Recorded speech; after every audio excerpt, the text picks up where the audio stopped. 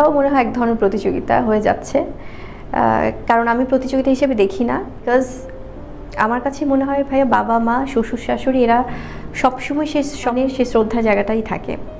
এবং এই যে একটা কথা যে ওনারা আমাকে নাকি ওভাবে পছন্দ করে, এটাও আরেকটা প্রচণ্ড মিথ্যা একটা কথা। কারণ তাদেরকে হয়তো ওই ভাইবটা কেউ দিচ্ছে বা এটা হয়তো কেউ দেওয়ার চেষ্টা করছে, কেন জানি না। বিকজ আর সাথে খুবই ভালো সম্পর্ক এবং খুবই তারা মেয়ের মতো আমাকে স্নেহ করে। যখনই দেখা হচ্ছে, যখনই যাচ্ছি, আমরা শেহজাদের জন্মদিন একসাথে আমরা ইফতারও করেছি বসে। তারা ভাইয়া সবাই একসাথে হয়, মানে আমরা পুরো ফুল ফ্যামিলি একসাথে হই, দেখা করি, কথা বলি, ডিসকাস করি। এবং এই কথাটা বলা হচ্ছে ওনারা আমাকে দেখতে পারেন, এই যে কি এই ধরনের ওয়ার্ডগুলো, এটা তো আমার মনে হয় যে শাকিব খান এবং সেখানে বাবা মার জন্য খুব অসম্মানে। মানে এটা মনে হয় না একটা গ্রামের কেমন খুব কেমন যেন একটা পরিবেশ তৈরি করছে এই 2024 এসে। সো এটা কখনোই সুস্থ কোনো কথা না, এটা ওনাদেরকে অসম্মান করা।